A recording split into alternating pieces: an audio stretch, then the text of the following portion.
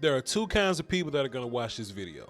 One is going to be the type of person that goes, okay, well, Voch has something to say about Dante Fowler. Let me tune in and see if I can learn something, right? Then there's going to be the other type of person that's going to be like, Voch, you being a homer, you trying to sell us on Dante Fowler. A little bit, because I think a lot of people are wrong about Dante Fowler. I like to tune in to the nation, get a good feel of how Cowboy fans feel, and there's this idea that if we didn't spend big money on the player, that the player's not worth having, which is interesting because whenever Cowboys spend money on people, they start to hate them. But I think having cheap players, there's nothing wrong with having cheap players. Some of your better players on your team last year translated into being cheap players. As long as it all works out, then you're good to go. I think certain players are better in different situations. I think Dante Fowler is going to be one of those dudes. And of course, just like with the James Washington film says, you probably got to go back, to the better days, to the better situation. Like a lot of this is culture.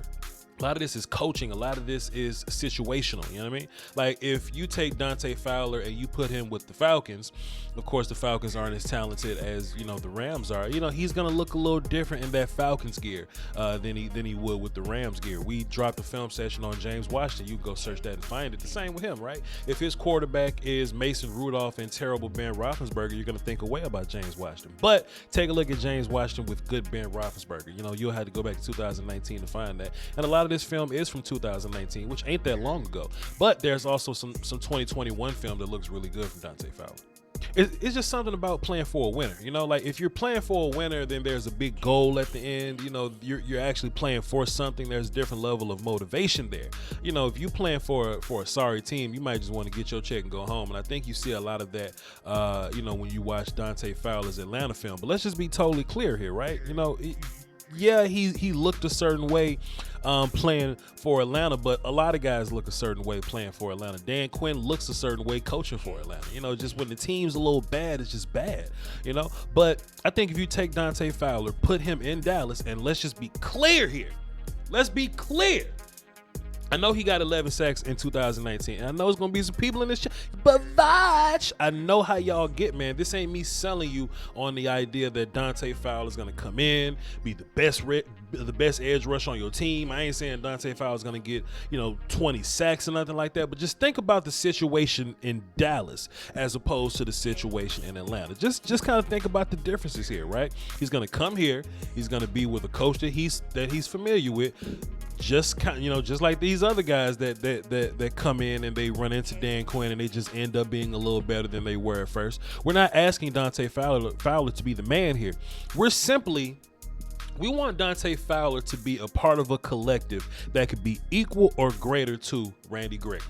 Right? That's what we want from Dante Fowler. We don't want Dante to be better than Randy Gregory by himself, because Randy Gregory, and you can look at Randy's production and be like, oh well, Voch only gave us 8 sacks. How good was Randy Gregory? Or pardon me, 6 sacks. How good was Randy Gregory? Sure, I think you can replace Randy Gregory's sack numbers, his production, but Randy was more bigger as a presence. He was more of just someone that you had to deal with, and having to deal with Randy Gregory would open things up for other people.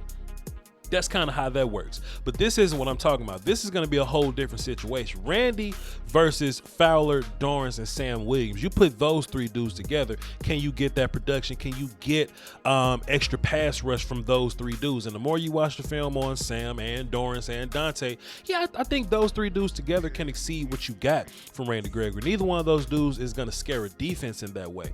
But they are going to be, as good or better than what he was. If you watch this film on Fowler, and I'm going to be playing a bunch of it here, you can see that this dude still has bend. You can see that that he can still turn the corner. He's still explosive. He's still, now, I'm not saying that he's that top 5 prospect that came out of Florida that you had to spend those picks on. He's not that Jacksonville guy early in his career. I don't know if he's ever been the dude that we thought he was going to be coming out of Florida, but just as a starting level defensive end that can come in and get you 6+ sacks or something like that, Man, of course Dante Fowler can just come in and just be that guy. Look at what Dorrance did last year when Dan Quinn just shows up. Carlos Watkins was a guy that I didn't think could do anything until Dan Quinn shows up. That dude just puts a little spin on these dudes, right?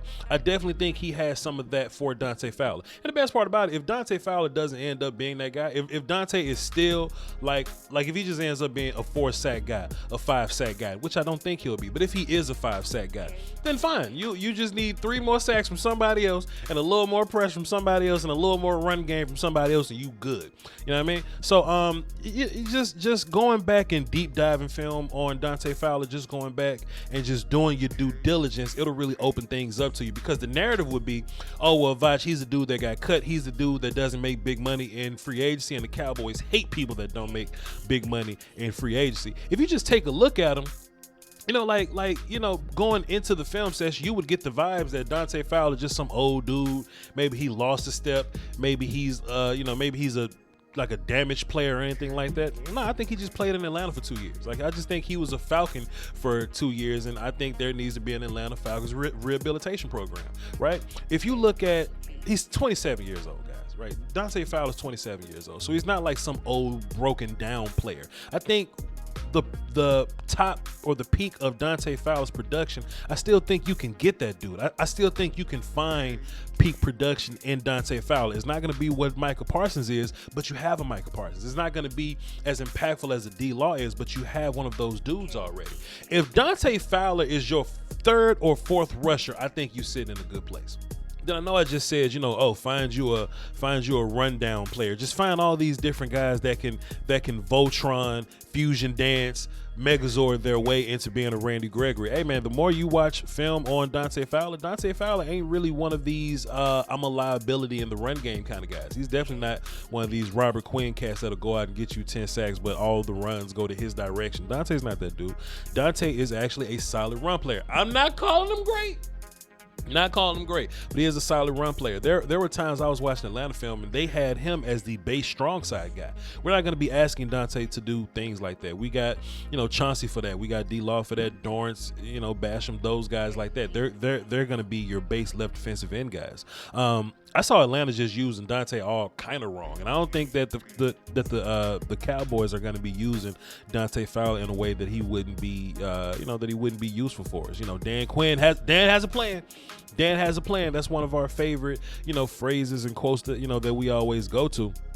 I think when Dan gets hands on Dante Fowler, I don't think he's going to be a player that's going to be doing a bunch of run game stuff. I don't even think he's going to be a full-time player. I think he's going to, can he be a 3-down player? For sure. Dante Fowler is 100% a 3-down player. I'm showing you film that can prove that. But if we only see Dante Fowler like in the end game formation, and one day we'll have a conversation about the end game formation. That was more so something that we talked about on the Voch Lombardi channel. But last year, Dan Quinn took all the defensive ends, right? He'll take D-Law, Micah, Randy, Chauncey, Basham, and Dorrance. He'll put all those dudes on the field at the same time, but he'll move them around in different spots. Some dudes will be rushing from B gap, C gap, or whatever. Y'all go find my Voch Lombardi end game video. You can type it in, and you'll just find it. But I can see Dante Fowler being one of these dudes that'll be in the end game package. That'll be in these 3-down situations. He's gonna play some run a little bit. He's gonna play some pass a little bit. But at the end of the day, I think Dante Fowler is not gonna be just some scrub on your team that gets whooped. Now, the big conversation that I kind of brought up earlier, like what's the biggest differences, Voch? Like, what's the difference between, what he got in, playing for the Rams or playing for the Falcons and, playing for us? I think Osa Odigizua and Neville Gallimore are going to be big helps to Dante Fowler. Like I said, man, if you play for the Falcons, you got Grady Jarrett here. But who else? You know what I mean? Like if you come play for Dallas, I think this should be a selling point, right? Like when we reach out to these free agent, defensive end, pass rusher dude, like, hey man, come over here and play with D-Law and Micah Parsons. We'll make sure you run free. Right? Then anything that you get from Oso Odigizua and Neville Gallimore, that'll just be, icing on top of the cake. And hey man, I think Dante Fowler can do some fun things, man. Now, we don't have an Aaron Donald type guy. You know what I mean? Let's just be clear there. I take that back. Wait a minute. I take that back. I'm stopping myself in the middle of this shit, and I'm not editing this out or nothing because my mind's going right now. I was just about to say we ain't got an Aaron Donald type player. And I just want y'all to imagine a war call after I say this. We got a fucking Micah Parsons, though. War call. We got a Micah Parsons, ladies and gentlemen. And, of course, those dudes are Micah Parsons and Aaron Donald in their own way. But just the idea of the one dominant dude that's going to come in and take everybody's attention. For their team, for the Rams team, it'll be Aaron Donald. But we got a Micah, and our dominant dude can do it from multiple places, just like Aaron Donald can. You know, Aaron Donald can get sacks and B gaps, so can our guy. Our guy, Aaron, can get sacks and C gaps, so can our guy. Now, Aaron Donald can't cover Kenny Stills, but I'm not making a case for Micah Parsons to be the best defensive player in the league or nothing like that. But I do think that just the presence of a dude, right? Because if you're Atlanta, if you're Dante Fowler playing for Atlanta, you go, all right, we just take care of Grady Jarrett, we'll just deal with Dante Fowler. Cool. If you're Dante Fowler playing for the Cowboys, okay, you got to take care of DeMarcus Lawrence, you got to take care of Micah Parsons, and these dudes in the interior, they're gonna be dangerous, but they ain't like crazy. Like Olsen and Neville ain't crazy, but we still got to like account for them, because if we don't, Neville can pick your center up and drop him on top of your quarterback. But just all of that. Right? Dante Fowler went from the second guy that a defense got to worry about to about the fifth. I think that matters here. I think that means something here, right? And, you know, this ain't me hyping Dante Fowler. And I hate I got to keep saying this. There's some Cowboy fans in this damn chat that I know they're going to be saying things like this, right? If you just simply apply that logic, Dante Fowler, what can you do as a fifth actor on the call sheet? Dante Fowler go out there and get you 7 sacks, we're going to Golden Corral, man.